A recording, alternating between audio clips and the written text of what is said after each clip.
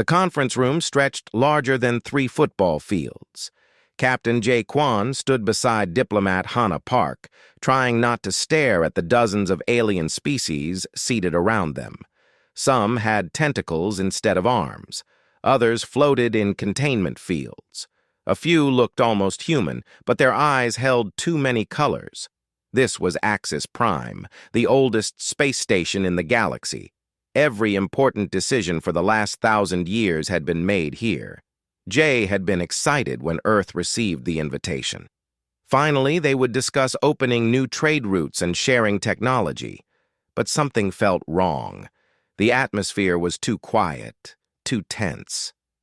Council Speaker Thelmar rose from his seat. He was tall, with gray skin that shimmered like metal. His 4 arms gestured as he spoke, and a translation device made his words understandable to everyone. "We gather today to address a critical matter," Thelmar said. His voice echoed through the massive chamber. "The matter of humanity." Jay glanced at Hannah. Her face remained calm, but he saw her fingers tighten on her datapad. A holographic display appeared in the center of the room. It showed Earth spinning slowly. Then it showed human ships, human colonies, human cities spreading across 12 different star systems. "In just 80 years since first contact, humanity has expanded at an alarming rate," Thelmar continued. "They have colonized faster than any species in recorded history. They have militarized beyond what is necessary. They have adapted our technology and improved it without permission." The display changed. Now it showed human conflicts. Wars from Earth's past, soldiers fighting, weapons firing, cities burning. "This species has a history of violence," another council member said. This one looked like a large insect with clicking mandibles. "They fight each other constantly. They have had over 200 major wars in their recorded history." "They cannot be trusted with unlimited expansion," added a third voice, coming from something that resembled a floating jellyfish. "Their nature is conquest and domination." Jay felt anger rising in his chest, but Hannah placed a gentle hand on his arm. "Not yet," her eyes said. "Let them finish." Thelmar raised all 4 arms. "Therefore, the Galactic Council has reached a decision. For the safety and stability of all civilized species, humanity must accept guided development." The holographic display changed again, showing a document with hundreds of pages. "The terms are simple," Thelmar explained. "Humanity will reduce its military to defensive forces only, with numbers approved by this council. You will accept population controls to slow your expansion. You will allow council observers on Earth and all human colonies to ensure compliance. Your government will report to a council oversight committee before making any major decisions." Silence filled the enormous room. Hannah finally spoke, her voice steady. "You are asking us to surrender our sovereignty." "We are offering guidance," Thelmar corrected. "Many younger species have benefited from this program. They grow at a safe pace, avoiding the mistakes of rapid expansion." "And if we refuse?" Jay asked. Thelmar's expression hardened. "Then the Council will implement corrective sanctions. Your trade agreements will be terminated. Your colonies will be isolated. Your ships will be barred from Council space lanes. If necessary, more direct action will be taken to ensure galactic stability." "You mean war," Jay said flatly. "We prefer to call it correction," the insect-like delegate said. "For your own good and ours." Thelmar gestured to the assembly. "We will now vote on the resolution for guided development of humanity."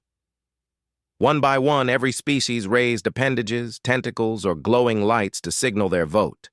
Every single one voted yes. 47 alien civilizations, all agreeing that humanity needed to be controlled. Jay wanted to shout, to argue, to make them see reason.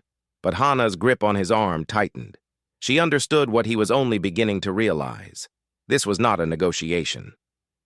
The decision had been made before they even arrived. "You have 1 week to bring your government's acceptance of these terms," Thelmar said. Return here with signed documents or face the consequences. The meeting ended. Aliens filed out of the chamber, some giving Jay and Hana sympathetic looks, others avoiding their gaze entirely. On the shuttle back to their ship, neither of them spoke. Jay piloted through the darkness of space, watching Axis Prime shrink behind them. Hana stared at her datapad, reading through the terms again and again. Finally, as they prepared for the long journey home, Hana broke the silence. "They are afraid of us," she said quietly. Jay looked at her in surprise. "What?" "Think about it. We have been in space for 80 years, just 80. Some of these species have been traveling the stars for thousands of years, yet we have matched their technology. We have spread to 12 systems while some of them barely have 5 colonies. We innovate, we adapt, we grow." "And that scares them," Jay finished. "Terrifies them," Hana agreed. "So they want to put chains on us before we become too strong to control." Jay's hands gripped the controls tighter. "What do we tell Earth?" Hana looked out at the stars. "The truth. All of it. And then we let humanity decide its own fate." The journey home took 3 weeks. Every day, Jay and Hana reviewed the ultimatum, trying to find some way to make it acceptable. But there was no middle ground. The Council wanted complete control, or they wanted conflict. When their ship finally entered Earth's orbit, Jay felt both relief and dread. They were home, but they carried news that would change everything. President Yuna Choi met them at the landing pad herself, her face serious. She had already received preliminary reports. "Tell me everything," she said simply. And they did. The United Terran Assembly Hall erupted in chaos. 300 representatives from every nation and colony shouted at once. Some demanded war. Others begged for peace. Many just sat in stunned silence. President Yuna Choi stood at the podium, waiting. She had learned long ago that sometimes you had to let people exhaust their anger before reason could return. Beside her, Jay and Hana stood like statues, having delivered their report to the full assembly. After 10 minutes, the noise finally died down. Yuna spoke into the microphone, her voice calm and clear. "I have called our top military leaders and scientists to join us. We need all the facts before we make any decision." Admiral Tae Kim entered first. He was an older man with gray hair and sharp eyes that had seen 3 colonial wars. He walked to the front with the confidence of someone who had never backed down from a fight. "Madam President, the military's position is clear," he said without preamble. "We do not bow to threats. We have fought too hard for our freedom to surrender it now." "Admiral," said Ambassador Mira Song from her seat, "they have 47 species. We are 1. The math is not in our favor." "Math is not everything," Tae Kim shot back. "Spirit matters. Determination matters. If we roll over now, we will never stand again." Chief Scientist Wu Li approached next, carrying a tablet. She was younger than most expected for someone in her position, brilliant and direct. "The Admiral is right that numbers are not everything," she said, "but we need to be realistic. The Council has resources we can only dream of. They have knowledge gathered over millennia. If this becomes a prolonged conflict, we will struggle." "So you suggest we accept their terms?" asked Kai Nam, one of the youngest assembly members. "I suggest we consider all options," Wu Li replied carefully. The debate raged for another hour. Representatives argued about pride versus pragmatism, freedom versus survival. Some pointed out that guided development might not be so bad. Others called it slavery with a gentler name. Then Dr. Jin Bayek entered the chamber. He was the head of the Quantum Research Division, a position so secret that most assembly members had never seen him before. He walked slowly as if carrying a great weight. "I have information that changes everything," Jin Bayek said quietly. The room fell silent. 3 months ago, my team achieved a breakthrough in slip space technology. We can now travel at speeds the Council believes are impossible for at least another 200 years. Murmurs rippled through the assembly. Furthermore, Jinbek continued, we have successfully tested self-replicating nanite construction. We can build ships, stations, and habitats at a rate that would seem like magic to the Council. Wu Li stared at him. The Council banned nanite replication technology thousands of years ago. They said it was too dangerous. It is dangerous, Jinbek agreed, in the wrong hands. But we have solved the safety problems they could not. Our nanites can build, but they cannot harm. They create, but they cannot multiply out of control. Admiral Tae Kim leaned forward. What are you saying, Doctor? I'm saying we do not need the Council as much as they think we do. Perhaps we do not need them at all. The room exploded with questions. Jin Bayek raised his hand for silence. I am not advocating for war. I am simply providing facts. We are more advanced than the Council knows. We are more capable than they believe. Whatever decision we should make it from a position of knowledge, not fear. Jae Kwon stepped forward then. He had been quiet during most of the debate, but now he had something to say. What if we just left? He asked. Everyone turned to look at him. I do not mean surrender, Jae explained. I mean actually leave. Walk away from the Council entirely. No trade agreements, no alliances, no treaties. We go our own way, build our own civilization among the stars. That is insane, Mira Song said. The economic impact alone would be devastating. Would it? Hana Park interjected. Most of our trade is with ourselves, human colonies trading with Earth, Earth trading with Mars, Mars trading with the outer colonies. The Council trade makes up less than 15% of our economy. But the knowledge they could share, someone argued. What knowledge? Jinbek asked. We have already surpassed them in multiple fields. They are stagnant, resting on ancient achievements. We are innovating every day. President Yoona Choi held up her hand. This is an enormous decision. We cannot make it in anger or haste. I propose we take a vote, but only after everyone has had time to consider all angles. The Assembly agreed. For the next 3 days, committees met in secret. Experts ran simulations. Military leaders planned for every possibility. Economists calculated the costs of independence. On the 3rd day, they gathered again. Yoona stood before them, looking each representative in the eye. This is the most important decision humanity has ever made. More important than any war, any treaty, any discovery. We are choosing who we will be as a species. She paused, letting the weight of that sink in. Do we accept chains in exchange for safety? Do we trade our freedom for the approval of civilizations that fear our potential? Or do we trust in ourselves, in our ability to forge our own path, even if that path is uncertain? The vote was not even close. Out of 300 representatives, 273 voted for independence.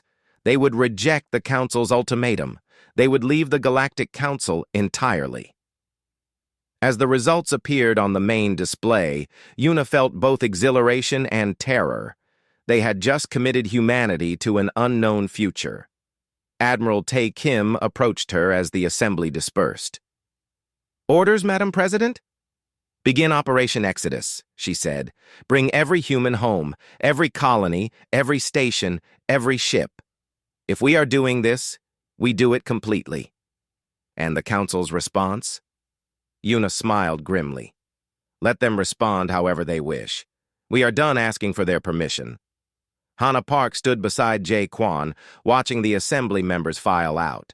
Some looked excited. Others looked terrified. All of them looked determined. Do you think we are making the right choice? Jae asked quietly. Hana thought about Axis Prime, about Thelmar's condescending tone, about 47 species agreeing that humanity needed to be controlled. I think we are making the only choice we could live with, she said. 7 days had passed. Hana Park stood once again in the massive conference chamber of Axis Prime.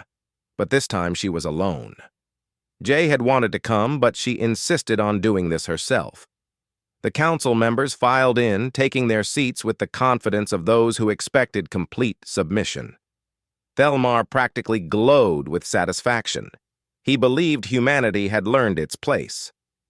"Ambassador Park," he said warmly, extending two of his forearms in greeting, "we are pleased you have returned. I trust you bring the signed documents of acceptance?"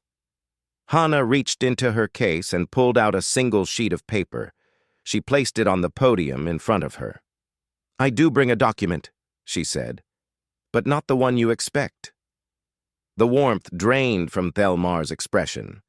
Around the chamber, delegates leaned forward. Hana began to read. "Effective immediately, humanity withdraws from all Galactic Council treaties, trade agreements, and alliances. We resign our observer status and renounce all benefits and obligations of Council membership." The chamber erupted. Aliens shouted in dozens of languages, the translation devices struggling to keep up. "This is unacceptable!" the insect-like delegate screeched. "You cannot simply leave!" The jellyfish creature pulsed. Thelmar held up all four arms. Slowly, the noise died down. His eyes fixed on Hana with something between disbelief and fury. "Ambassador, perhaps you do not understand the consequences of what you are suggesting. No species has ever voluntarily left the Council. The economic isolation alone would destroy you." "We understand perfectly," Hana said calmly. "We have run the numbers. We have planned for every contingency. This is not a rash decision. This is a choice made with full knowledge of what it means." "You will have no access to Council trade lanes," another delegate warned. "We will build our own. No access to the Galactic Information Network. We will create our own. No protection from hostile forces." Hana smiled. "We have never needed your protection. In fact, we have provided security for 3 council members in the past decade alone." Thelmar's skin darkened with anger. "This is foolishness. You are one species among 47. You think you can survive alone?" "We do not know," Hana admitted, "but we would rather face uncertainty with dignity than accept certainty with chains." "This is pride talking," Thelmar said. "Dangerous pride. We are offering you a path to peaceful coexistence." "You are offering us subjugation?" Hana corrected. "There is a difference." She looked around the chamber, meeting the eyes of delegates who had voted to control humanity. "For 80 years, we have tried to be good neighbors. We have shared our discoveries. We have helped in disasters. We have contributed to council projects. And in return, you decided we are too dangerous to be trusted with our own freedom." "You are too volatile," the jellyfish delegate said. "Your history proves it." "Our history proves we can change," Hana replied. "We learned from our mistakes. We grew. We unified our entire species in a way most of you never have. And instead of celebrating that growth, you fear it." Thelmar slammed one of his fists on his desk. "Enough speeches! What will it take to make you see reason? More time? Better terms? Name your price."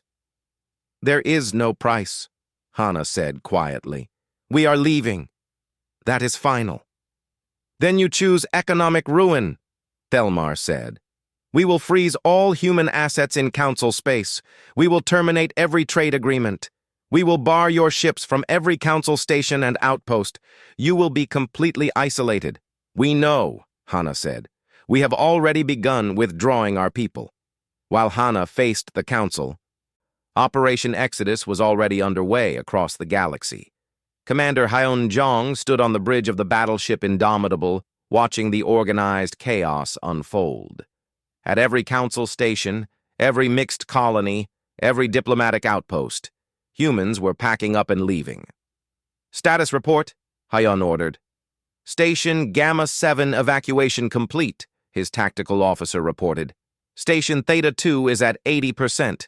New Horizon Colony expects full evacuation within 12 hours. Hyun watched the displays. Thousands of ships, from massive colony transports to small personal shuttles, all heading back to human space. Some people looked confused. Others looked angry at having to leave homes and businesses, but they all went. "Commander, we are receiving messages from Council security forces," his communications officer said. "They are demanding we explain the mass exodus." "Tell them to ask their own leaders," Hyun replied. At the Nexus trade station, the largest commercial hub in Council space, human merchants closed their shops. Some had been there for decades, building relationships and businesses. Now they loaded everything onto cargo ships and prepared to leave. A Vrelian shopkeeper approached one of the departing humans. "Please, what is happening? Where are you going?" The human woman paused in her packing. "Home? We are all going home." "But why? What did we do?" "You did nothing," the woman said sadly. "Your leaders decided we are too dangerous to trust. So we are leaving before things get worse." Similar scenes played out across hundreds of locations. Humans said goodbye to alien friends and colleagues. Some aliens tried to convince them to stay. Others stood by silently, aware that their council had created this situation. Back on Axis Prime, Thelmar was still trying to understand what was happening. "You are abandoning profitable positions," he said to Hana. "Trade posts worth billions, research stations with decades of work, all of it just thrown away?" "Not thrown away," Hana said. "We are choosing dignity over profit. This is insanity." "Perhaps," Hana acknowledged, "but it is our insanity to embrace." Kai Nam's broadcast went out across all human channels exactly 1 hour after Hana's announcement. The young assemblyman's face appeared on every screen in human space. "People of Earth and all her colonies," he began. "Today we begin a new chapter. The Galactic Council demanded we surrender our freedom. We have refused. They threatened isolation. We have chosen it willingly." His eyes blazed with conviction. "Yes, the path ahead is uncertain. Yes, we are giving up the safety of the known. But we are humans. We have crossed oceans in wooden boats. We have walked on our moon. We have touched the stars. We have never chosen the easy path, only the right one." The message resonated. On colony worlds, in space stations, aboard ships throughout human space, people watched and felt something stir inside them. Not fear, but determination. "We are done playing by their rules," Kai Nam declared. "Time to write our own." When Hana returned to her ship, she found a message waiting. It was from an old friend, a council diplomat from a species called the Torvans. "I wish you had not done this," the message said. "But I understand why you did. Be careful, Hana. The council does not accept defiance well. They will test you, push you, try to make you regret this choice. Stay strong." Hana deleted the message and looked out at the stars. Somewhere out there, humanity was gathering its people, pulling back to its own space. They were alone now, but they were free. 6 months had passed since humanity's withdrawal. On Axis Prime, the Council gathered for their quarterly economic report. Thelmar sat in his seat, confident that this meeting would finally prove humanity's foolishness. "Surely by now the humans are suffering," he said to his advisors before the session began. "They must be ready to negotiate." But when the economic minister began presenting data, confusion spread through the chamber. "Human trade activity has not decreased," the minister reported. "In fact, it has increased by 23%. However, none of it involves Council space." "That is impossible," Thelmar said. "Where are they trading?" "With themselves, primarily. But our scouts report something strange happening in the southern galactic region." A holographic map appeared. It showed an area of space the Council had surveyed centuries ago and deemed not worth developing. Too few resource-rich planets. Too far from major trade routes. The region had been essentially ignored. Now it was filled with human activity. Scout Leah Shin stood in the intelligence briefing room, presenting her findings to a group of council military leaders. "I counted 40 new human colonies in the southern region," she reported. 40 in just 6 months. "Impossible," one general said.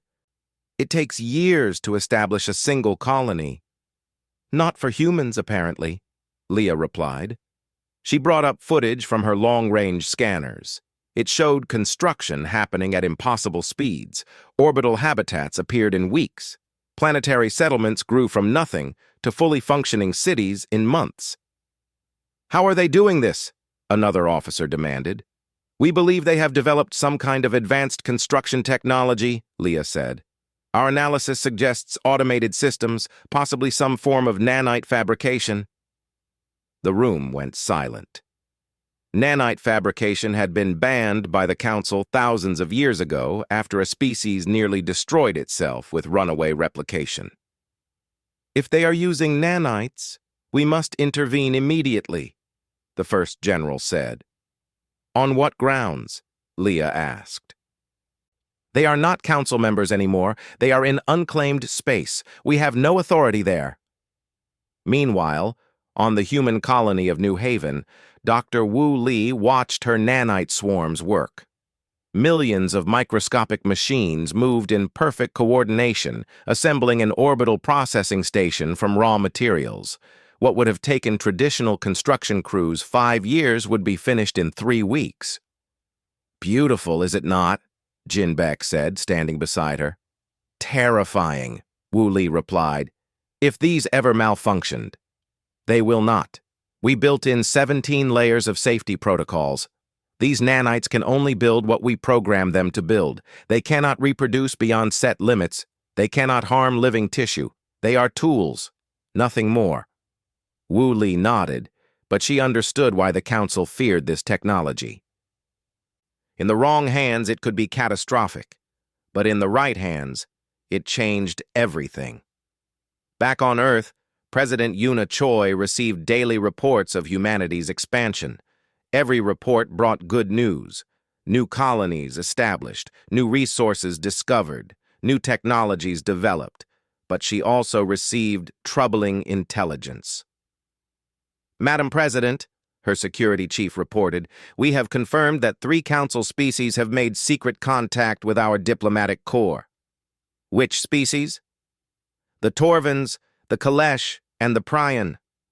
All 3 are asking about technology exchanges.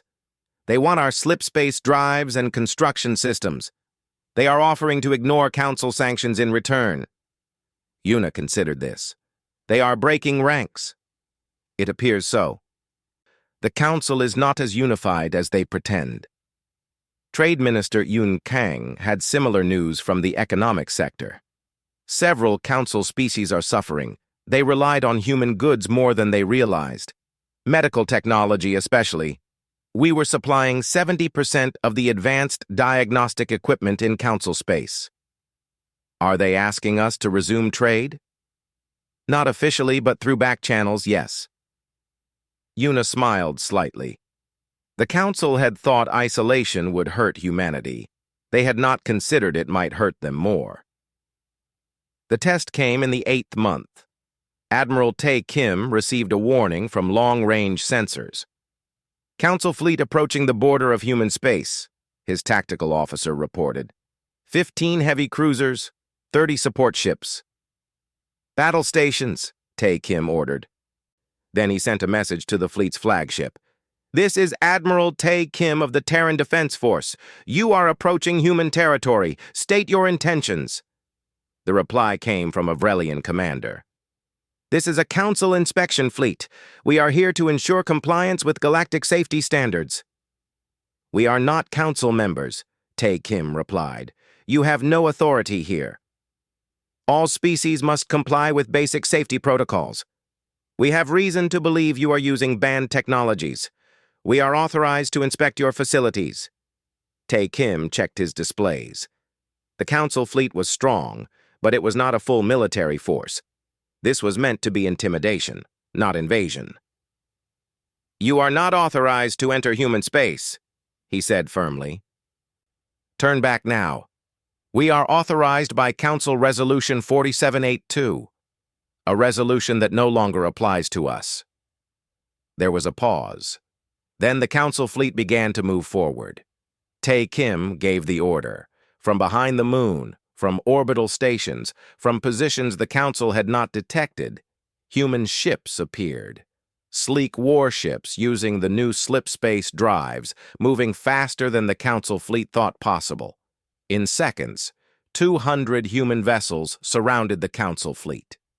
The Vrelian commander's voice came back, now much less confident. "This is an act of aggression."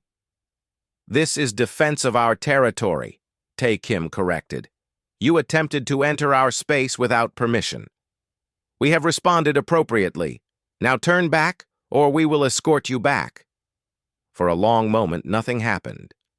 Tae Kim waited, his finger hovering over the weapons authorization. He did not want war, but he would not back down. Finally, the Council fleet began to retreat. Tae Kim watched them go, then sent an encrypted message to President Yuna. "They tested us. We passed, but they will try again." When news of the confrontation reached Axis Prime, the Council chambers erupted in argument. "This is unacceptable," Thelmar raged. "They threatened a Council fleet." "We entered their space uninvited," a Torvan delegate pointed out. "They had every right to defend themselves." "They do not have the right to possess a fleet of that size," the insect delegate hissed. "Our intelligence estimated they had 70 ships. They showed 200. "Our intelligence was wrong," another voice said quietly. "About many things." In a private chamber after the session, Thelmar met with his closest advisors. The reality was finally sinking in. "They are not coming back," one advisor said. "They are not going to beg for readmission. They are thriving without us." "More than thriving," another added. "They are expanding faster than any species in history. Their technology is advancing beyond our predictions, and they are completely outside our influence." Thelmar stared at reports from the southern galactic region. 40 colonies, advanced construction, superior engines, and now a military fleet larger than anyone had suspected. "We made a mistake," he said quietly. "We pushed too hard, too fast. We tried to cage a species that was never going to accept chains." "What do we do now?" Thelmar had no answer. For the first time in his long career, he genuinely did not know what to do about a problem. The Council had always controlled things through economic pressure and political maneuvering, but humanity was proving immune to both. Worse, other species were watching. If humanity could successfully leave and thrive, what was stopping others from doing the same? The Council was not just losing humanity. They were losing their grip on the entire galactic order they had built. 2 years after humanity's withdrawal, President Yuna Choi stood in her office on Earth, looking at a request that surprised her. Thelmar himself was asking for a private meeting. No fleet, no delegation, just him. "It could be a trap," Admiral Tae Kim warned. "I do not think so," Hana Park said. She had been analyzing Council communications. "They are desperate. 12 species have opened independent relations with us despite Council prohibitions. Their economy is struggling. They need this meeting more than we do." Yuna made her decision. "Allow him to come. But he meets us here, on Earth, on our terms." 3 days later, Thelmar's small ship landed at the diplomatic facility in Geneva. Jaquan met him at the landing pad. The Council speaker looked older, tired. His shimmer had dimmed. "Captain Quan," Thelmar greeted him. "It has been a long time." 2 years, Jay replied. "A lot has changed." "Indeed it has." Jay escorted him to a simple meeting room. No grand chamber, no elaborate displays, just a table, some chairs, and 3 humans waiting. President Yuna Choi, Ambassador Hana Park, and Admiral Tae Kim. Thelmar sat down slowly. For a moment, No one spoke. "Thank you for seeing me," he finally said. "You came a long way," Una replied neutrally. "What do you want?" Thelmar took a breath. "I want to make you an offer. Return to the Council, but as full equals. No guided development, no restrictions, no oversight. You would have the same rights and privileges as any founding member species." "No," Una said immediately. Thelmar blinked. "You have not even heard the full terms." "I do not need to. We are not interested in rejoining the Council under any terms." "But why?"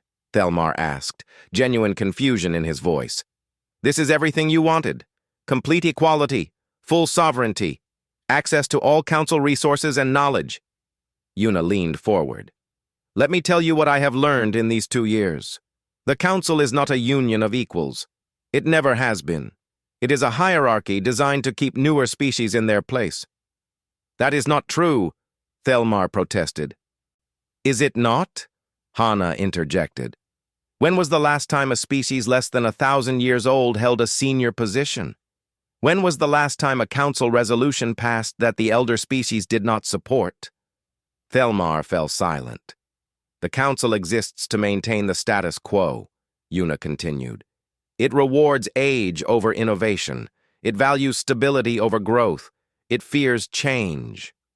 "We provide order," Thelmar said. "Without us, there would be chaos." "You provide stagnation," Take Kim said bluntly. "You have been using the same ship designs for 300 years, the same trade routes for 500, the same political structures for 1,000. You do not grow. You simply exist." Thelmar's skin darkened. "And you think you can do better?" "We already are," Una said simply. She activated a holographic display. It showed the southern galactic region, now filled with human activity, but not just human activity. "These are our new colonies," Una explained, "but these stations here and here and here, those belong to the Torvans. These settlements, Kalesh, these mining operations, Prion, and here this new trading hub, that is a joint venture between humans and 7 other species." Thelmar stared at the display. "This is impossible. You have only been independent for 2 years. 2 years of working together based on mutual benefit instead of hierarchy," Hana said. 2 years of sharing technology freely instead of hoarding it. 2 years of building something new." Una changed the display. Now it showed a document. "This is the charter for the Terran Alliance. 23 species have signed it so far. We expect 30 by year's end." "An alliance to oppose the Council," Thelmar said bitterly. "An alliance to provide an alternative to the Council," Una corrected. "We are not your enemies. We simply chose a different path." She walked around the table to stand beside Thelmar. "Your Council is based on control. Ours is based on contribution. In the Council, elder species tell younger ones what to do. In the Alliance, everyone contributes what they can and takes what they need." "That is naive," Thelmar said. "What stops stronger species from dominating weaker ones?" "The same thing that should have stopped the Council from trying to dominate us," Tae Kim said. "Basic respect. Recognition that every species has value. Understanding that diversity makes us stronger, not weaker." Jae Kwon spoke up for the first time. "I was there when you gave us the ultimatum. I saw 47 species vote to control us. Not one dissented. Not one spoke in our defense. That is when I understood what the Council really was." "We were trying to help you," Thelmar insisted. "No," Hana said gently. "You were trying to help yourselves. You saw us growing, changing, innovating, and it scared you. Because if we could advance so quickly, what did that say about your thousands of years of stagnation?" Thelmar sat in silence for a long moment. Then, quietly, he said, "You are right." Everyone looked at him in surprise. "The Council has become what you describe," he continued. "I have known it for years, but I did not want to admit it. We fear change because change threatens our position. We discourage innovation because innovation disrupts our control. We punish success because success exposes our failures. He looked at Yuna with something like envy. In 2 years, you have built what we could not build in a millennium, a true partnership of species. And you did it by doing the one thing the Council never could. What is that? Yuna asked. You trusted each other? Thelmar stood slowly. I came here hoping to convince you to return. I see now that was foolish. You have moved beyond us. It is not too late for the Council to change, Hana said. Thelmar laughed bitterly. You do not know the elder species like I do. They will never change. They will fight to preserve their power until the very end. Then they will fall, Take-Him said, and something better will replace them. Perhaps, Thelmar agreed. He moved toward the door, then paused. May I ask you something? President Choi? Of course. Do you ever regret it, leaving the Council, walking away from everything we offered? Yuna did not hesitate. Not for a single moment. After Thelmar left, the 4 of them stood in silence. Do you think he will try to reform the Council? Jay asked. Maybe, Yuna said. But it does not matter. We are building something better. 1 month later, Ambassador General Hana Park stood before the inaugural assembly of the Terran Alliance. The meeting was held on Nova Terra, a new station built specifically for diplomatic purposes. 23 species had sent representatives. The chamber was nothing like Axis Prime. It was smaller, simpler, built for function rather than intimidation. Every species had an equal voice. Every delegate sat at the same level.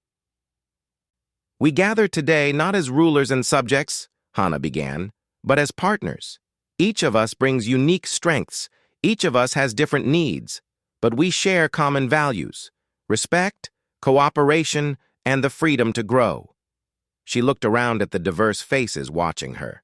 Some were humanoid, others were completely alien. All of them had chosen to be here.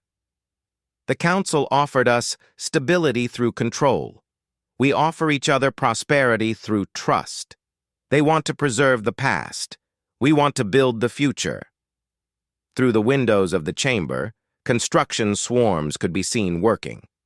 They were building a research university open to all Alliance species. Next to it, a hospital using human medical technology adapted for multiple biologies. Beyond that, a shipyard where engineers from 8 species worked together on new designs. This is only the beginning, Hana continued. We have so much to learn from each other, so much to discover together. The galaxy is vast, and we are all still so young in our understanding of it. A Torvan delegate stood. What about the Council? They will not accept this challenge to their authority.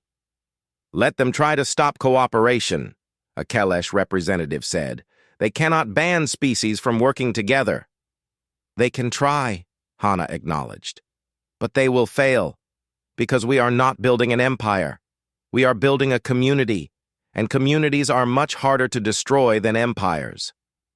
The Assembly voted to formally establish the Terran Alliance. The vote was unanimous. That night, Yuna received a message from Kai Nam, who was overseeing the construction of a new colony in the far reaches of Alliance space. Madam President, you should see this, the message said.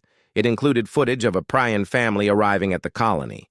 They were the first non-human permanent settlers in a human-founded world. Yuna watched as human colonists greeted them warmly, helping them unload their belongings and showing them to their new home. Children of different species played together in the background. This is what we fought for, Yuna thought. Not just human freedom, but the freedom for all species to choose their own path. Far away on Axis Prime, Thelmar watched the same footage through intercepted transmissions. Around him, other council members raged about the Alliance's growth and humanity's audacity. But Thelmar said nothing. He simply watched as the galaxy changed around them, knowing that the Council's age of dominance was ending. Humanity had not destroyed the Council. They had done something far more devastating. They had proven there was a better way.